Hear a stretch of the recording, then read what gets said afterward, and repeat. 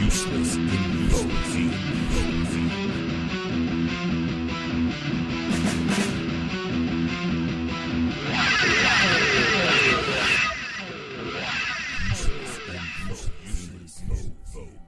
Useless info.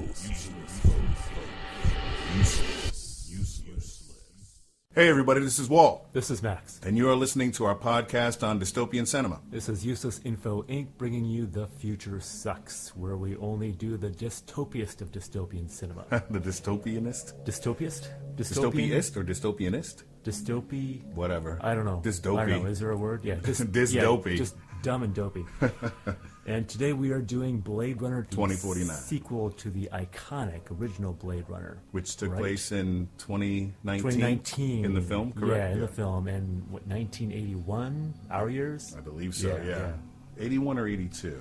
Something like that, yeah. I think it might have been 82. We did a podcast, so we should know. You wouldn't know it. Anyway.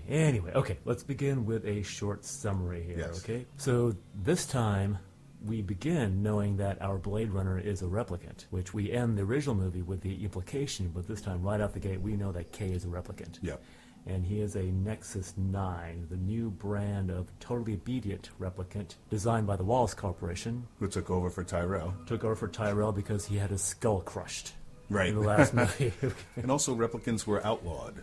The production They of were, replicants. Yeah, they were outlawed on Earth in that movie. So Wallace was able to create a new, completely obedient one, right? Like they would just follow orders and do what they're told. Perfect slave labor. Perfect slave, yeah. So then they're allowed back on Earth. That's the way I understand. And did you ever watch the mini episodes? No, I did not. They produced like 4 of them as kind of like little prequel things. Oh no, I didn't see these. Yeah, you can see them online. Okay. I'm sure they're on the Blu-ray or whatever, but you can find them on YouTube. Okay. We won't go into those too much, but in one of them, like he's demonstrating one of the original models, and I think he has a replicant kill himself. Oh really? Yeah. So okay, yeah, they obey completely. That's totally. stupid obedient. Yeah.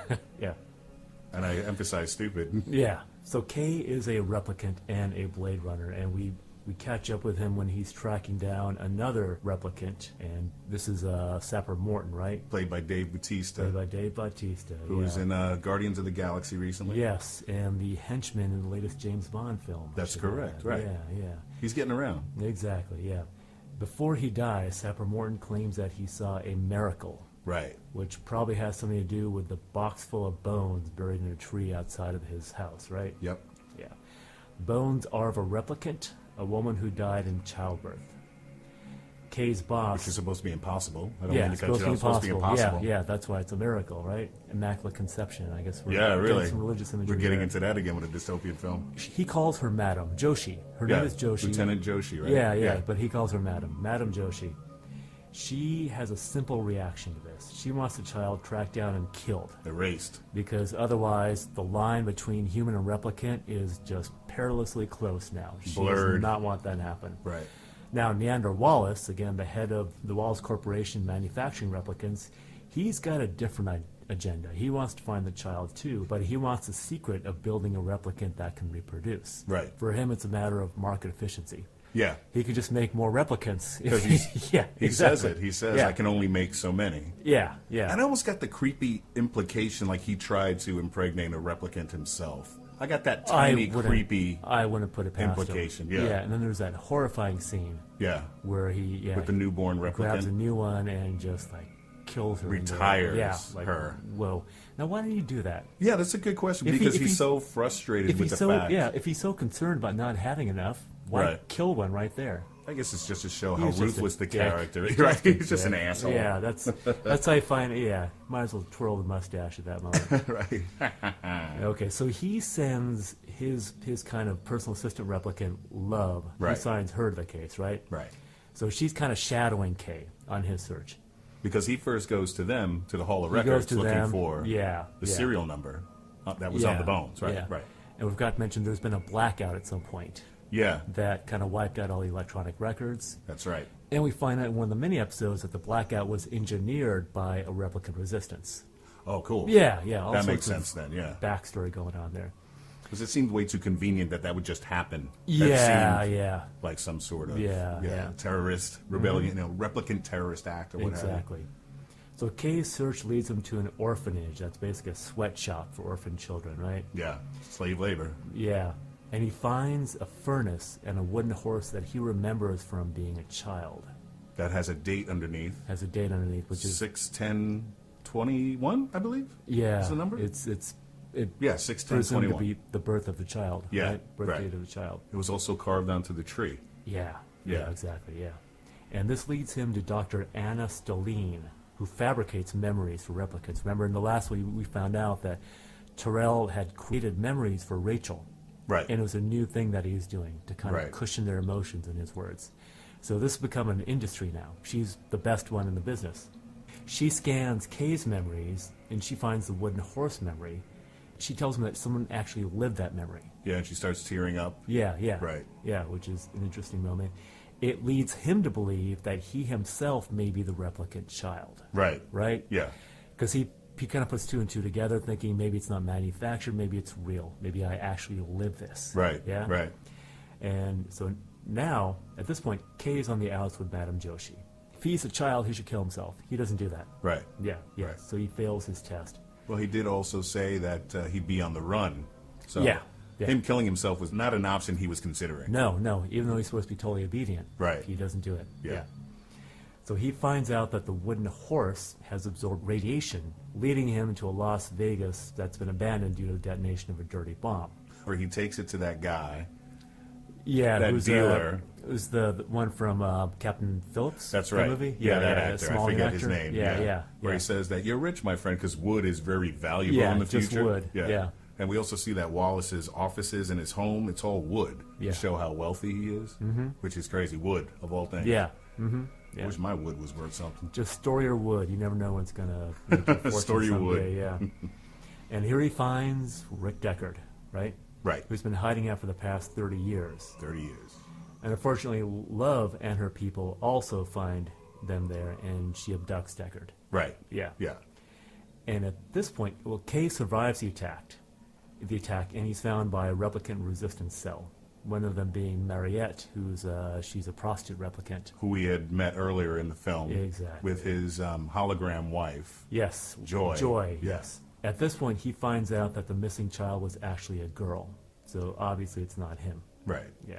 Well, there was a whole record swap thing. Yeah, there was that like Deckard a DNA explained since we're on that. thing, Yeah. Yeah. To better hide her identity, make it look like it was actually a boy, but no, it wasn't. But he figures he can still be a hero, and he saves Deckard from Love and brings him to see his daughter, Anna Stelline, which, it was Yeah. actually her memory. Yeah, right. That's why she started tearing up at that moment. Yeah. Big foreshadow. Yes.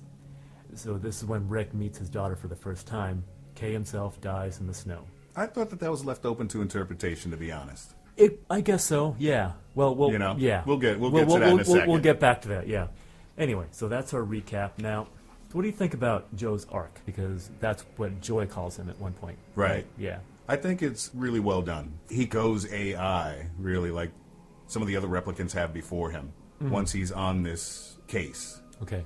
And he had the holographic wife, Joy, Yeah. always kind of saying that he was special. She kind of goes AI as well. Yeah.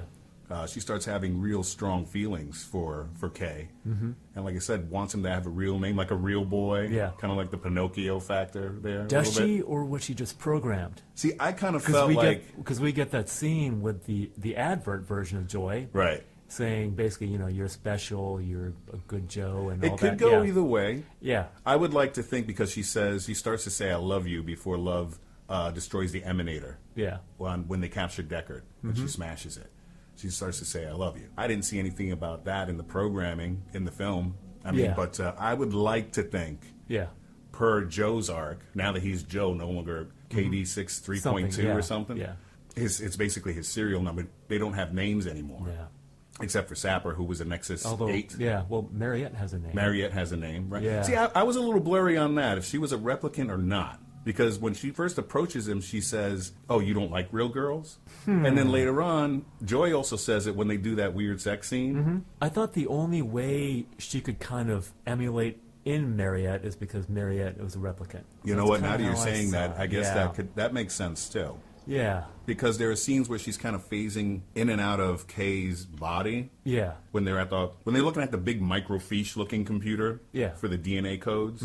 So maybe you're right with that. Yeah. But like I said, there were certain lines in the movie for me that are a little blurred and a little ambiguous. Okay, like what? Like that. Yeah. Is she a replicant or isn't she? She is with the rebellion, but she could be a Right. human sympathizer. She easily could be, yeah. You know? Yeah. That's interesting. I kind of assumed, and I'm now thinking back, wondering what things made me assume that. But I for me, it was pretty solid that she was a replicant. Okay. Yeah. Yeah. Yeah.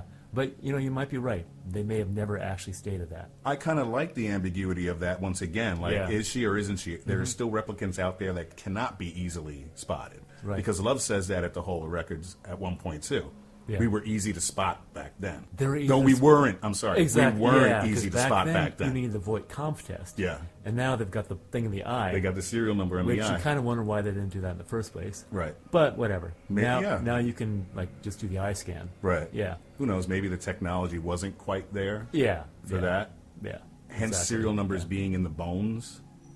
Yeah. Maybe. Yeah. I mean, I am yeah. guessing. I don't Yeah. know for sure. But, because like I said, for me, some of it's a little blurry. And it took me a couple of watches to finally grasp exactly what was happening in the story when it came Yeah. to the DNA swap. So it took me a couple of watches to finally get a grasp on the whole case, to be honest. Yeah. Okay. Yeah. So when I saw it in the theater, I really enjoyed it mostly for the visuals, and I thought it was a great idea for a sequel. But after watching it at home a few times, some stuff became a little bit clearer, but I still have questions. Oh yeah. Still yeah. have questions. It's like the original. I feel like I'm going to get something more out of it every time I see it. Yeah. And come up with a different interpretation. Yeah. Right now, my feeling on Joe's arc is that, well, he starts on this quest to find the child. When he thinks that he himself might be the child, he has a sense of kind of specialness, that he is more than just this created thing, right? More human than human. Exactly, more human than human. And that's when he kind of rebels. But when he finds out that he is not that special thing, he still realizes that he can do something by committing a sort of sacrifice, by saving Right. Deckard, bringing Deckard to his child. He can still be special in that way. Right. That still confers something really human upon him. Well, Fraser says it to him when they meet. Yeah.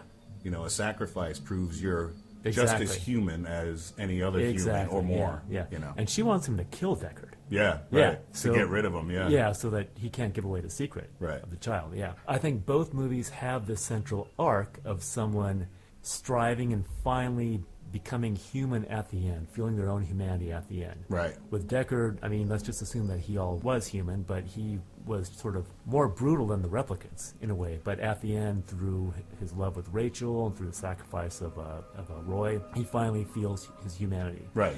And sees that all life is worth Exactly. living. All life is precious. Exactly. In this case, Joe goes through a similar sort of arc, but with him, it's going out beyond himself and making this sacrifice. That is what helps him get a grip on his humanity. Right. And right. I think Okay. it's a beautiful, incredible thing. Yeah, I think it's Yeah. great. And it's funny Yeah. how Ryan Gosling plays it. He can play stoic very well. And he He does that in can, the yeah. beginning, like he did in Drive, especially at the Hall of, when he sees Dr. Anna, that break when he flips Yeah. out. That's a real Yeah, human reaction to, I've been fucked over here. Yeah. He really loses it for a second. Yeah. She's weeping and he gets incredibly angry. Yeah. So I thought that was a big break for him in the humanity, in that arc. Yeah. Then after that, he's really focused on, okay, what the hell happened here? Yeah. I need to find out, am I, aren't I? If not, who is? Yeah. So, yeah. Well, that brings me to another question. So why is Joe able to disobey? That's a good question. They never explain that, right? No, it's If all of a he's- sudden. Yeah. And they've got this baseline test for him Yeah. to test if he's, I guess, kind of gone off or something, or like not really himself or something. Right. But if he's designed to be completely obedient, why do they even really need that in the first Right, place? right. They don't quite explain that. That's a good question. Yeah. I mean, I can only assume maybe per the job. I'm making an assumption that he's a maybe. replicant cop. If he's a replicant cop killing other replicants, maybe they're more susceptible to kind of going offline. Right. So if he they've got to keep sees, testing him. Or if Yeah. he's been recruited. Yeah. You got to wonder So- about the life of a replicant prostitute. Oh, yeah, I know. She's yeah. got to have her moments too. Yeah, Right. Yeah. And the baseline is actually a poem. Did you read that? Okay, let's save that because For the bits. we're gonna go deep into that. Save it for bits.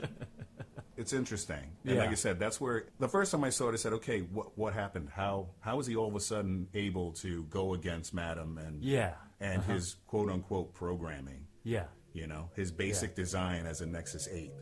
Yeah. Right, no, he's a 9. He's a 9. See, I'm starting to lose the numbers too. Cause Yeah, I know. There's just like Sappers so and many. 8s, Yeah. and then the original in the was movie 6. there were 6s. The 6s, like, yeah. Boy Bad was a 6. Right, so now I got a Yeah. 6, 8, and then 9. And I think Deckard is presumed to be an 8. And I think like the Rachel generation, they're all 8s. I 8s, think. yeah. She was like the first 8, maybe the beginning prototype. of- okay. And now, no, wait a minute, no. See? Yeah. No, that would make sense because the new generation are 9s. Right. So So yeah, the that's, older generation, so Sap Morton was also an 8 because he didn't have a limited lifespan. Right. That's So right. he was part of a ship that I guess another ship that landed on Earth or something. But this is prior to replicants being allowed on Earth. Right. It gets complicated. I know, yeah, it does. It's Yeah, tough that to makes keep them sense all because straight. he says Sapper says to Kay when he's at the farm, at the protein farm, Yeah. he says, "How does it feel to kill your own kind?" Yeah, And he says, "I'm not killing my own kind. We don't run." yeah. So yeah, that's Exactly, where yeah. he's a 9, like you're Yeah. saying, or Which above. is, of course, that severe ironic foreshadowing because he Yeah. does run eventually. Yeah, exactly. Yeah. Okay, there's one scene that I found interesting. Another callback to the original film, Gaff. Oh yeah, I love Remember? that little cameo. Edward James Okay. Olmos. Okay, he does the origami figure. Sheep. Sheep, yes. So for the original movie, we talked about how each figure kind of symbolized something, was a little message. Yeah. What do you think the sheep means? I think it's an homage to Philip K. Dick, to Android's I think Dream that's of there. That is Electric Sheep. That is obviously there. Also, you obey. Yeah. You follow like You are like a blindly. sheep. Yeah. You're a herd animal. Right, exactly. So You that's follow what he's- blindly. Because let's say Deckard's the replicant, he experienced one who was able to just kind of break out of that. Yeah. And he's saying to Joe, no, you're just a sheep, Yeah. basically. Right, yeah. Yeah. But It was a great little scene. do you really think we needed that scene? I enjoyed it. Yeah. I did enjoy that he was really trying to explore all avenues during the case, his investigation of the case. I thought it would have been great if, we got a couple of other little ones in there, see him on the trail or something. They introduced more new characters, so I did like Yeah. the callback to Gaff. I did like that. I'm half and half on that. Okay. Because I think the key to me is that he gets no useful information from Gaff. But that's So also it part of doesn't- an investigation. Yeah, I For guess me, you might hit dead ends. it felt a little bit too much like fan service to me. Okay, all right. Yeah. You know what? I can see that. I mean, obviously, I love seeing Edward James almost in that role again. yeah.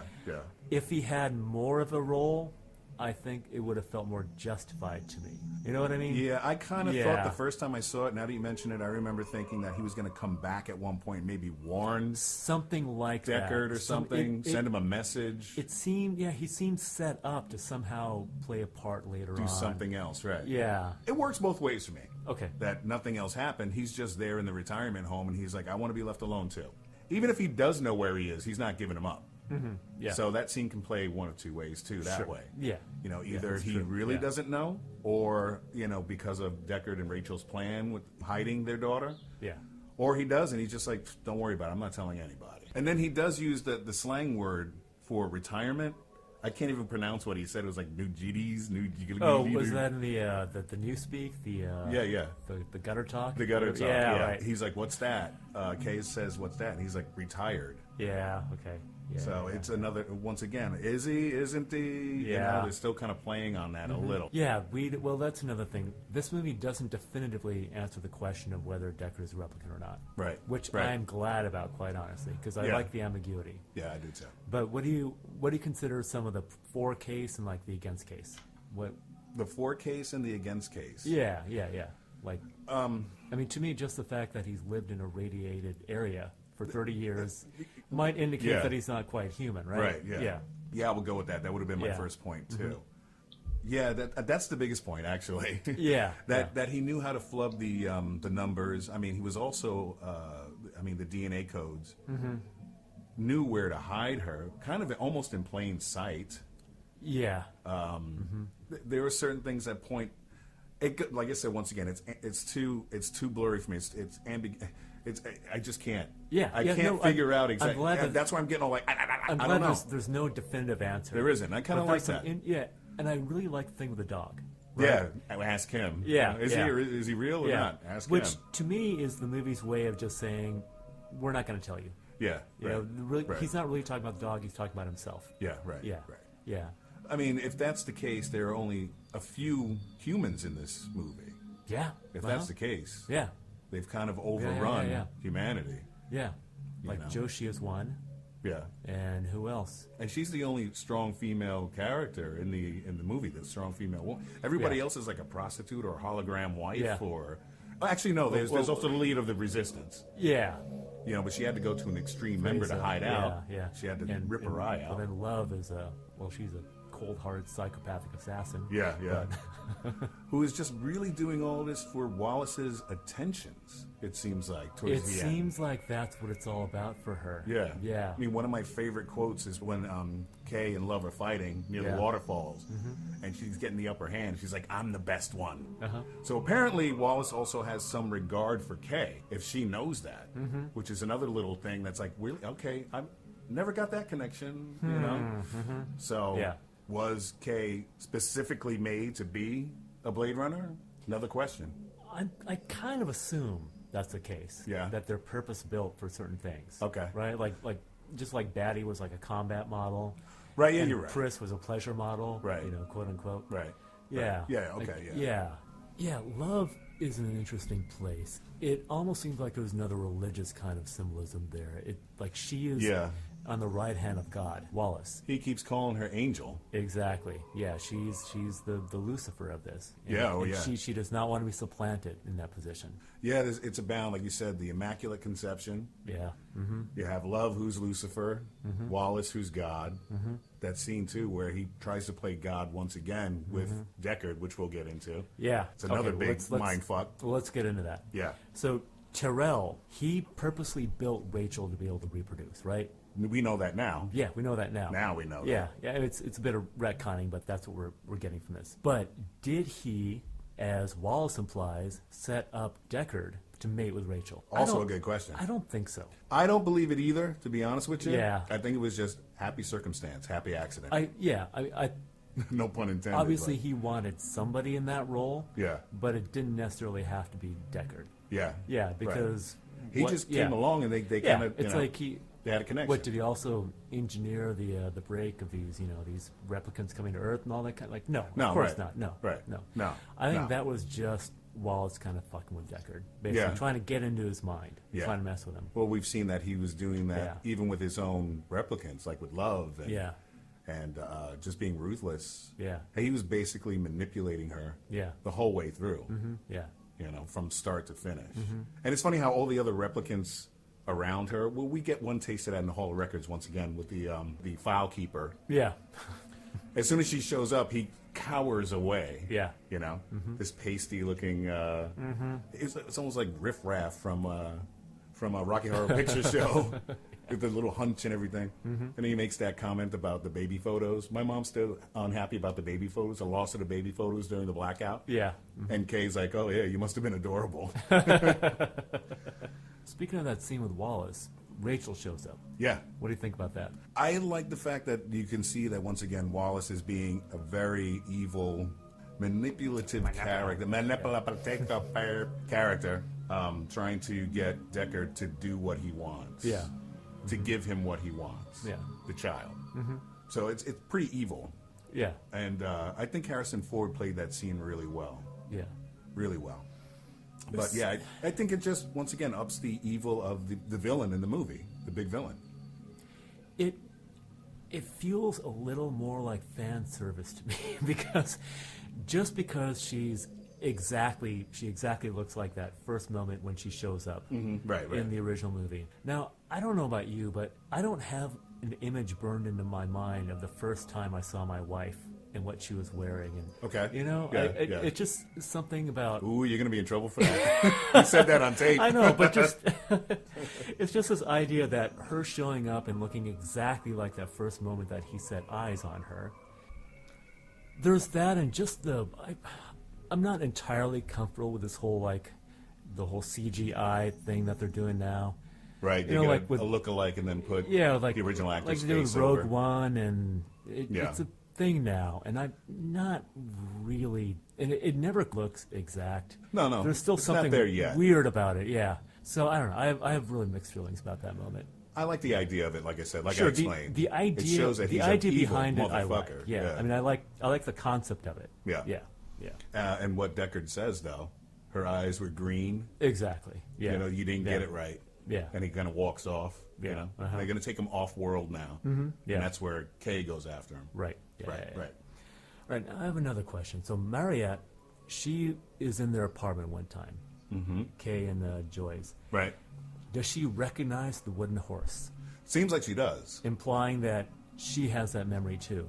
That it's Could been be. implanted in a number of replicants. If she is a replicant, yeah. Yeah. Or she just knows about it. Yeah. They're trying to yeah. protect her. That she's part of that. Aware of it. Yeah. Yeah. It was an interesting moment. Yeah. That kind of can play a couple of ways. But see, like you're saying, you're asking questions about it. We don't know for sure. Yeah. Exactly. None of it is yeah, for sure. Mm-hmm. Yeah. So, but Yeah. I kind of like that aspect of the whole film too. Yeah. It doesn't have to be really spelled out completely Mm-hmm. for you to enjoy the movie. As they're playing it out. Exactly. Yeah. Say if you were to say, "Oh, if this were real life, you know, Yeah. a case like this is so strange, Yeah, you wouldn't get all the answers." Yeah. So I don't know. For me, I agree.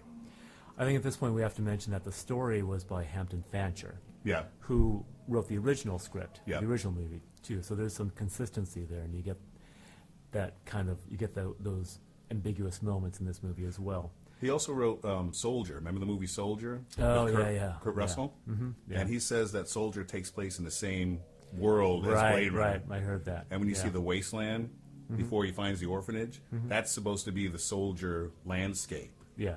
So there are supposed to be connections there, Yeah. which is interesting. Let's talk about the director, Denis Villeneuve.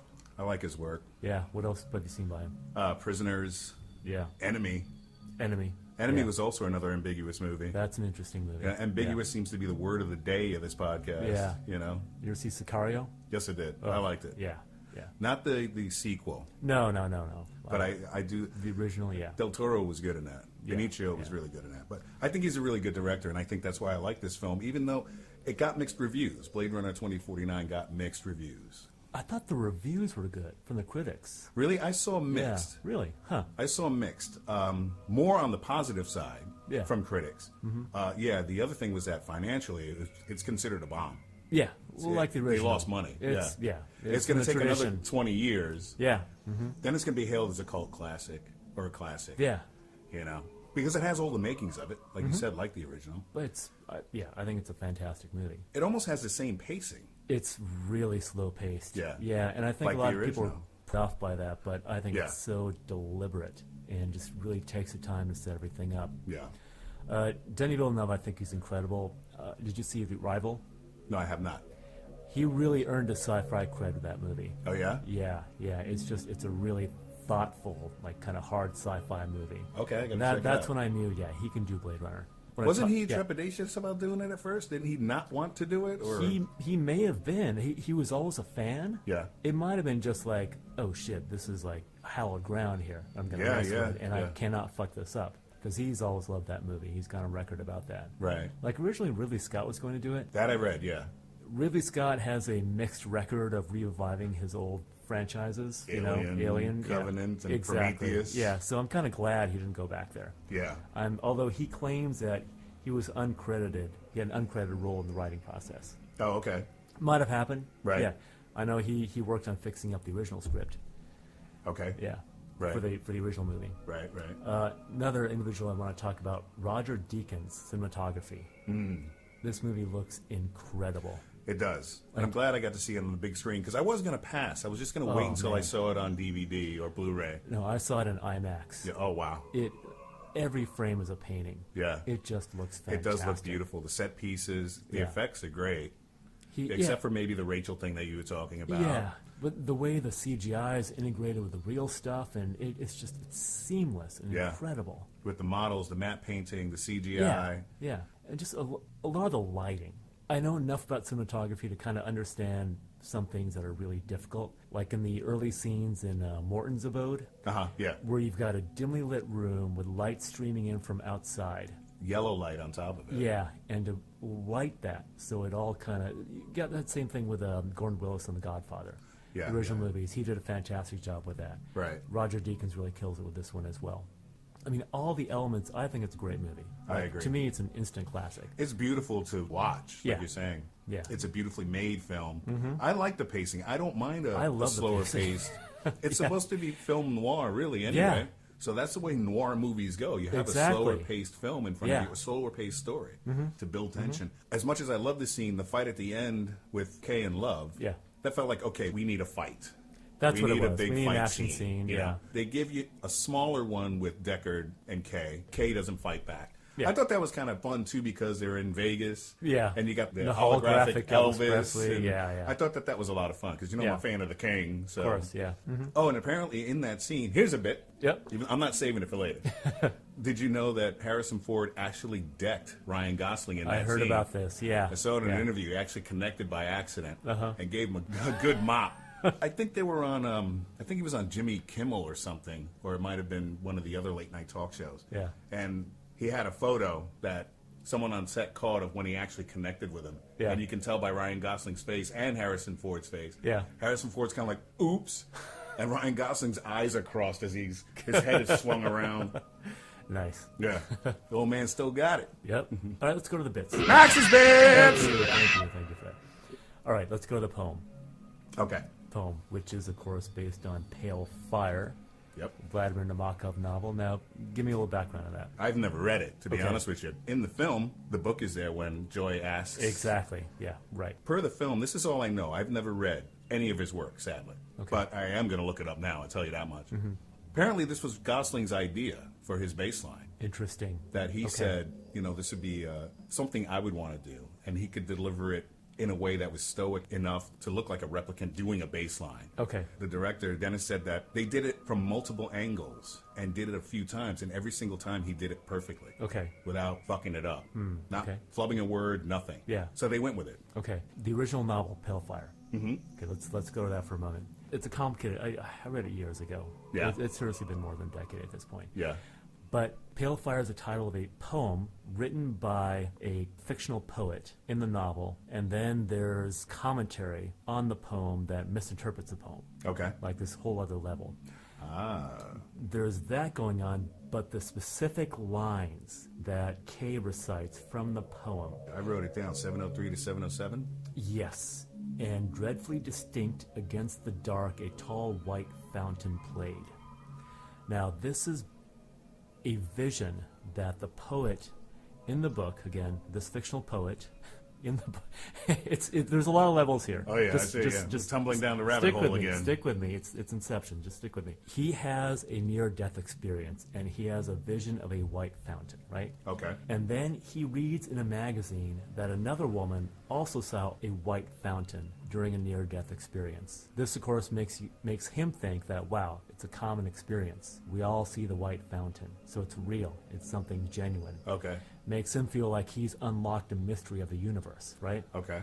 But he finds out that in the magazine, fountain was a misprint. It was actually a white mountain. Oh. It leads him to a moment where he realizes that all the stuff he came up with was completely wrong. But yet, it was sufficient that he found some pattern in the unknown, even though he feels he's being played with by forces he cannot understand. So now I can see why Gosling would want to use this Right, because for the character. Because Okay. Kay thinks he's found out something. Right. That he is a child. And it's kind of a misprint, so to speak. Yes, quote unquote. exactly, Yeah. exactly. Yeah. When he finds that out, he still finds some meaning in that. Right, Wrests yeah. some meaning from this error. Right. Which I think is kind of cool. Yeah. I mean, it takes a while to get there. Right. But it's a nice reference. Yeah, the opening is what? And a blood-black nothingness began to spin. That's a a system great of line. cells interlinked within, cells interlinked within cells interlinked within one stem. You should incorporate this into a song. I mean, I can just hear you belt Yeah, and this I'll out get on stage. sued for plagiarism. Yeah, they'll come after me,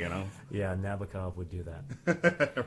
So the other literary reference, you know the one? From Treasure Island. He calls it out, yeah. Treasure Island. You might have a piece of cheese about Yeah. you. This is a line from Ben Gunn, who in the novel has been marooned on the island, Yeah. titular Treasure Island, just like Deckard's been kind of Marooned marooned. in Vegas, so to speak. it turns out in the novel, Gunn is the one who knows the secret about where the treasure is hidden. Another nice Just the way reference, Deckard yeah. knows the secret of the child. Yeah, Right. yeah. So Another nice reference. you got to do some reading when you watch this movie, is what we come down to. Yeah, well, yeah. You got to work at it. Okay, so going back to where this is the other little bit, going back to the point where Kay maybe dies or does not die at the end of the movie, the music, and you know the music I'm talking about. Yeah, Tears in the Rain. It's Tears in the Rain. Tears in the yes, Rain. from the original movie. Another callback. So we could take that as an indication that this is a death scene because it is Roy Batty's death music. Right. I am not quite cool with that in a way. Because that was Roy Batty's. That was Rutger Hauer's thing. I was a little annoyed when I heard that. Yeah. I felt that was fan service. I thought so too. I felt that was fan service. Give him a new death theme. Come on, he's earned it. Yeah, right. He's gone through this whole arc. Just give him something new. Right, something by Ministry. Come on, just, something banging. Roy Batty had his own death music. Yeah. It bothered me a little bit. Right. Whatever. I got over it. Yeah. I hear you. No, I hear you. All right. Well, you got any bits for me? I read that K's serial number is KD6-3.7, but since he's a police officer, there's a P in front, so it's a homage to Philip K. Dick. PKD. Yeah. And also a Kafka reference, just to bring in another reference. Right. And one of the I don't remember if it was The Trial or The Castle. He was actually named Joseph K. was the protagonist. Right. So. Right. Yeah. Again, stop making literary references. It's all over the place. It's the apartment building that Kay lives in is Mobius 21. Yeah, Mobius. Exactly. Who influenced the look of the original Blade Runner from his work in Metal Hurlant and Heavy Metal. Yep. His short story, The Long Tomorrow. They looked at that for the look of Blade Runner. Wasn't that a noirish story too? Pretty much. Yeah. Okay. Pretty much. Oh, well, what did you think of the new spinner with the drone? It was pretty cool. I thought that was pretty neat, right? It was one of those cases where you're thinking about current technology and kind of extrapolating it, and like, of course you're going to have drones all over the place. You're going to have one attached to your police spinner. It worked for me. Yeah, I think that's it for the bits that I got. Okay.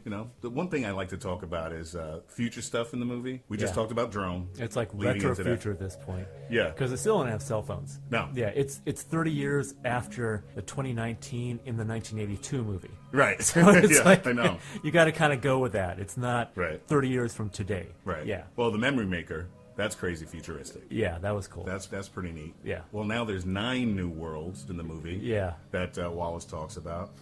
Holographic girlfriend. Stupid futuristic. Actually, maybe not. Who knows? They might have that already. That's right around the corner. They might have that. Yeah, and that's a lot like her as well. Yeah, very much. Especially the sex scene. Yeah, exactly. It was like a robo menage a trois. It was a weird thing. Uh-huh. The floating cameras that Wallace uses to see with the implant. That was cool. That's crazy futuristic. Yeah. Holographic jukebox. Yeah. I'd want one of those. The glass orbs at the holorecords that contain the information. And then once again, I like to talk about the not so future stuff. Johnny Walker Black Label whiskey. Yeah. Sorry, child slave labor. Not so futuristic. That's real. Yeah. And that guy, the actor who played Mr. Cotton, he's on Walking Dead. Yeah, the actor, right. Lenny James, who was also in, remember the movie Snatch? Guy Ritchie's Snatch? He was in that. Yeah, I saw that years ago, yeah. We still have window washers, apparently. Yeah. In the police precinct. There's still guys out there window washing. They got robots for everything else. Yeah, you can't have a drone do that? Right. Dish satellites, computers that look like microfiche, like it said, the DNA thing. That was pretty odd. And sex shops that look like you're just in Amsterdam. Yeah. Just looks like you're in Amsterdam. That's not so future. Funny, Yeah. As much as you think you're in the future and you have all this other technology in these films, you still have the technology that is, like you said, older. I guess to kind of reel you into, you still have one foot in reality, even though you're watching a fantasy film. Yeah. I think maybe that might be a reason for it, and also budget restrictions. And very much in keeping with the first film. Yeah, they did the same thing. They had spinners, but cars from the '80s as well. It just all kind of mixed together. It was one of the first movies that did that, as we talked about, and this one really carries on the tradition in a nice way. Yeah. It's funny though. The spinners in the original film looked a little bit more futuristic to me because they were a little more aerodynamic. The one that Kay is driving is a little more angular. Huh. Okay. If you noticed, it was a little angular. So I thought that was a little funny. It's time. Give it to me. Metal moment! What's your metal moment in this movie? I had a couple. I mean, I think probably my favorite one has got to be the fight between Kay and Love. Yeah. That's probably my favorite. That's the brutal fight scene. That is metal. They really go at each other. They're going for the jugular. They're out to hurt each other. Yeah. Kill each other. Yep. That was pretty tough. I mean, mini metal moment. I liked when Joy was bombing the fuck out of those guys in the wasteland That was while cool. getting her nails done. Yeah, with the, that was really the cool. eyesight remotely. Like with some That- kind of like attack drone or something. Yeah. I mean, you can see a nice to that. So And of course, the fact that Wallace has access to military grade weaponry like that yeah, tells you a lot. Absolutely. Yeah. So those are my two. Yeah, I'll go with the fight scene. The fight between scene? Kay and Love. Yeah. See, I wanted to go with the Deckard K fight, but that doesn't It's really not- last. No, and they're not trying to destroy each other. No. They're just messing around a little bit. Yeah. Yeah. Right. They'll play fighting. Yeah. Especially since Deckard was not going to win that. No. And because Kay did not want to fight. Yeah. He did say, I don't want to hurt you, but you're making it really hard. Yeah. Because we've established that he's really strong. I mean, he took on Dave Bautista for crying out loud. Yep. Dave Bautista's twice his size, even as a replicant. Yeah. Yeah, so I guess those are mine, and those are yours. So, Yeah. end of Metal Moment. Yes. Okay, so what's our overall assessment of this movie? I really like it. I Yeah. still have questions. Which is not a bad thing. No, it's not. It just makes me want to watch it more. Exactly. I mean, I'll probably watch this, 20 times like I watched the original. Yeah. And just get something out of every time, like I said. I like the fact that it's the way it is, that I have questions about it, that Yeah. not everything is answered. Yeah. Harkens back to the feel of the original. Exactly. So, and I'm just fine with that. Yeah. But a lot of people want their movies kind of sped-foon. Sped-foon. Sped-foon. Sped-foon, yeah. Name of a band. Spoon-fed to them. Sped-foons. Spoon-fed to them. Do you want beginning, middle, end? Yeah. If you get confused along the way, people kind of get Yeah. upset about that. And these are the robots, and these are the humans, and this is how you tell them apart. Right. And, yeah. Yeah, so I like the fact that it's keeping in theme with that. And, Yeah. and the idea that the author, Philip K. Dick, had in mind from the beginning. Yeah. You can't ignore that if you're going to adapt his work. Exactly. So, yes, I really dig it. I really like it. This movie came out a year ago now, and to me, instant classic. I mean, a lot of this has to do with the fact that I'm a huge fan of the original movie. And I think it was a bold choice making a direct sequel, something that carries on from the events of the first movie. If you don't know the first movie, or if you haven't seen it in a while, you may not get certain things. Yeah, you may yeah. forget these things. So it really relies a lot on the audience buying into this and kind of with this pre-understanding what's going to be going on. And I could see why, with a new audience, it would be kind of a failure. If you just went in this, if you just thought, oh, it looks like a cool sci-fi movie, might be some action going on, you would not walk away from this movie feeling like it was that good. It was just, you'd be completely just befuddled during the whole thing. Yeah. You have to know the original material. You have to, You have to. which asks a lot. And the studio spent a lot of money on this film. Yeah. A lot of I don't know money. who said it, but somebody said we made a, something $1 million art film, which is exactly what it is. Yeah. It's an art film. Yeah. Big budget art film. I don't know. I still dig it, though. But Yeah, me like you too. said, I love we it. are fans of the original. We saw the original when it came out. Yeah. So we have that invested as Yeah. fans. In the beginning, I'll tell you, when I heard about it, I said, oh, come on. Me too. No, I was like, no, do why? not. That's sacred property. Just And I don't said, touch come that. on, Ryan Gosling, the Notebook guy, whatever the hell movie he was in. It's like, that guy? No. But you liked him in Drive, right? Drive, that was the only movie I liked him in, to be he honest, before. convinced me. Yeah. Did you ever see him in that, what's it called? Was it called The Believer? No. Early movie where he plays a Jewish guy who joins a neo-Nazi group. No, I've never seen this. It takes place in, I think, Queens. That's the one that put him on the map for me. Oh, yeah? He was really good in that movie. This is like 15 years ago now, but it's worth watching. Another one that I wanted to see that somebody suggested was A Place Beyond the Pines. Oh, I haven't heard Did you that. see that? Yeah, No, so no. I haven't seen that. They said if you like Drive, you might like this one. The director of Drive did the movie right after with Gosling was Only God Forgives. Yeah, that was different. To put it Yeah, lightly. yeah, That movie yeah. was, oof, I don't know. Yeah, can't be brilliant every time. All right, well, one last piece of business here. The ceremonial coin toss for our next film, right? You got it. Who flipped last time? I flipped last time. That's why Okay, we're doing so I Blade gotta Runner. flip. That was my choice. Yeah, but who flipped? You won the toss, but who flipped it? I thought you flipped it. I think, yeah. Yeah? So you Did flipped you? it this time. All right. Yeah. Tails. You got it. Tails. Okay. Damn, you're on a winning streak still. I won like one for the past like 5. Wasn't RoboCop yours? No. that was mine. That was Oh, yeah. yours, see? Yeah, right, okay. So there is a dystopian film franchise out now that I have not experienced yet. Okay, I'm scared. You should be. Uh-oh. You should be. Oh. It's gotten mixed reviews. But I feel like I'm whining already. because it's been a big thing during like, I don't know, 4 movies and a TV show now, I think we have to deal with it. I think we have to give it a go. You might be doing this one on your own from the way you're setting it up.